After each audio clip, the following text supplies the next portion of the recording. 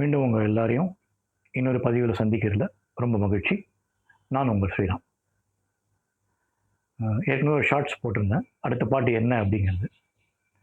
வெற்றி நிச்சயம் இது வேத சத்தியம், கொள்கை வெல்வதே நான் கொண்ட லட்சியம்.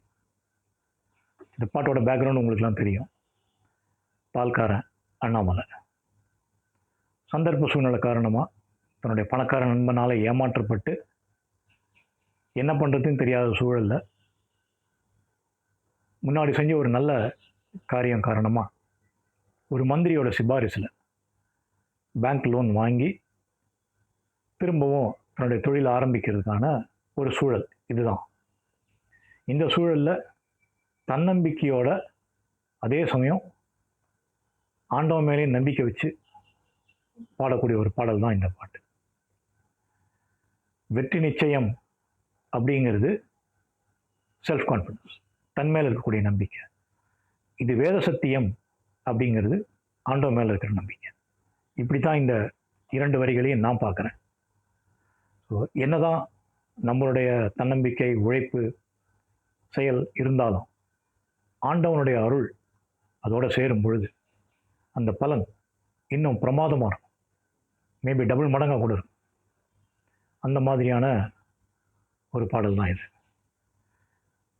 இதில் வரக்கூடிய அந்த ஃபஸ்ட்டு ஸ்டான்ஸா, இமயமலை ஆகாமல் எனது உயிர் போகாது, சூரியன் தூங்கலாம் எனது விழி தூங்காது. இந்த ரெண்டாவது வரியில் பார்த்தீங்கன்னா சூரியன் தூங்கலாம் எனது விழி தூங்காது. இதை கேட்கும் பொழுது எனக்கு டாக்டர் ஏபிஜே அப்துல் கலாம் அவர்கள் சொன்ன வரிகள் எனக்கு ஞாபகத்துக்கு வரும். நம்முடைய தூக்கத்தும் போது நமக்கு வரக்கூடியது கனவு இல்லை, நம்மை தூங்க விடாமல் செய்வது தான் கனவு. கனவு அப்படிங்கிறது லட்சியம். அந்த வரிகள் தான் எனக்கு ஞாபகம் வரும். சூரியன் தூங்கலாம் எனது விழி தூங்காது.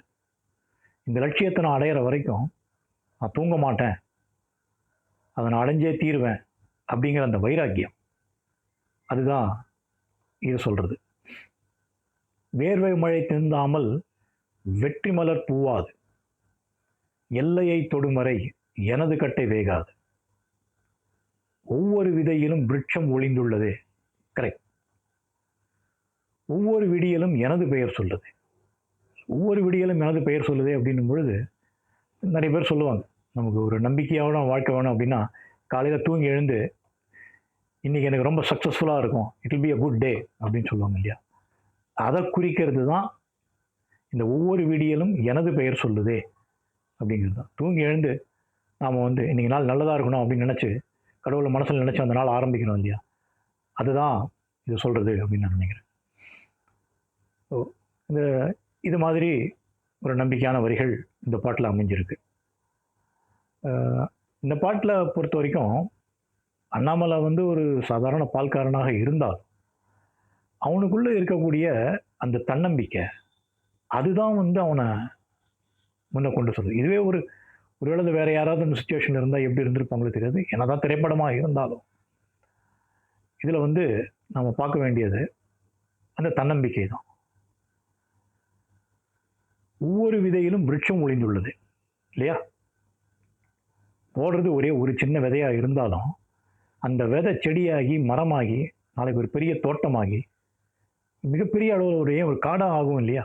ஒவ்வொன்றும் ஒரு விதையில் ஸ்டார்ட் ஆகுறது அப்படிங்கிறத சொல்லக்கூடிய ஒரு ஆழமான கருத்துள்ள வரிகள். கவிப்பேரரசு வைரமுத்து அவர்களுடைய அருமையான வரிகள், தேவாவினுடைய அருமையான இசையமைப்பு. Once again one and only SP Balasubrahmanyam அவர்களுடைய ஆண்மையான குரல். காட்சி சொல்லவே வேண்டாம். தலைவர், super star, one and only super star ரஜினிகாந்தனுடைய நடிப்பு. இந்த பாட்டில் இன்னொரு ஒரு முக்கியமான விஷயம், எனக்கு ரொம்ப என்னை கவர்ந்த விஷயம், இந்த பாடல் முழுக்க ஒரு நெத்தியில் போட்டுருக்கிற அந்த பட்டையான அந்த விபூதி, இது ரொம்ப நல்லா வந்திருக்கும். படத்தில் மற்ற காட்சிகளில் பார்த்தீங்கன்னா அண்ணாமலை அந்த மாதிரி வந்திருக்க மாட்டார். ஆனால் இந்த பாடல் காட்சியில் வருது அப்படின்னு வரும்போது அப்போ தான் எனக்கு அந்த லிங்க் புரியுது.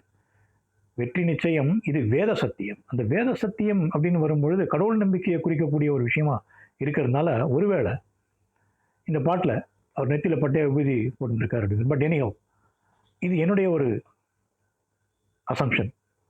நான் அதை அப்படி தான் அதை நான் பார்த்தேன். அதே மாதிரி இந்த எல்லையை தொடும் வரை எனது கட்டை வேகா. ஸோ முடிக்கிற வரைக்கும் நான் விடமாட்டேன் அப்படிங்கிற அந்த விடாமுயற்சி. இந்த செகண்ட் ஸ்டான்ஸால் வரும், வானமே தாழலாம் தாழ்வதில்லை தன்மானம். இன்றைய காலகட்டத்தில் ஒருத்தர் எந்த அளவுக்கு தன்மானத்தோடு வாழ முடியும் அப்படின்னு எனக்கு தெரியல. நான் ரொம்ப ப்ராக்டிக்கலாக சொல்கிறதுனால சொல்கிறேன். இருந்தாலும் இது 1992 வந்த படம். அப்போ இருந்த அண்ணாமலை ரொம்ப ஒரு தன்மானம் உள்ள ஒரு ஆள். அதனால தான் அந்த வரிகள். இன்னைக்கு காலம் நிறைய மாறி போச்சு. இன்னைக்கு நிறைய விட்டு கொடுத்து அட்ஜஸ்ட் பண்ணி எத்தனையோ விஷயங்களை பொறுத்து போக வேண்டியிருக்கு. அதனால தான் சொன்னேன், இன்றைக்கு காலகட்டத்தில் தன்மானத்தோடு வாழறது இந்த அளவுக்கு ஒரு மிகப்பெரிய ஒரு கௌரவத்தோடையும் தன்மானத்தோடையும் வாழறதுங்கிறது கொஞ்சம் அட்ஜஸ்ட் பண்ணி தான் நம்ம வாழணும். சில பேலன்ஸ் இருக்குதான் உண்டு. அதனால தான் அந்த தன்மானம் அப்படின்ற வரிகளை பற்றி சொல்லும்போது நான் சொன்னேன். இந்த மாதிரி பல விஷயங்கள் இந்த பாட்டை பொறுத்த வரைக்கும் என்னை ரொம்ப கவர்ந்தது. என்னுடைய கருத்தை நான் இப்போ உங்கள்கிட்ட நான் சொல்லிட்டேன்.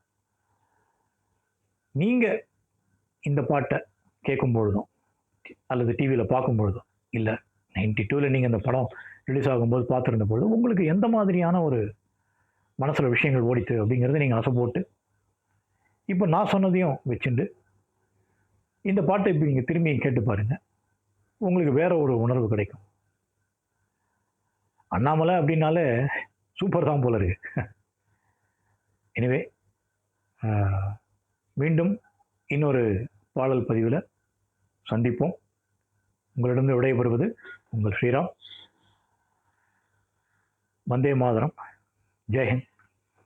வாழ்க தமிழ்.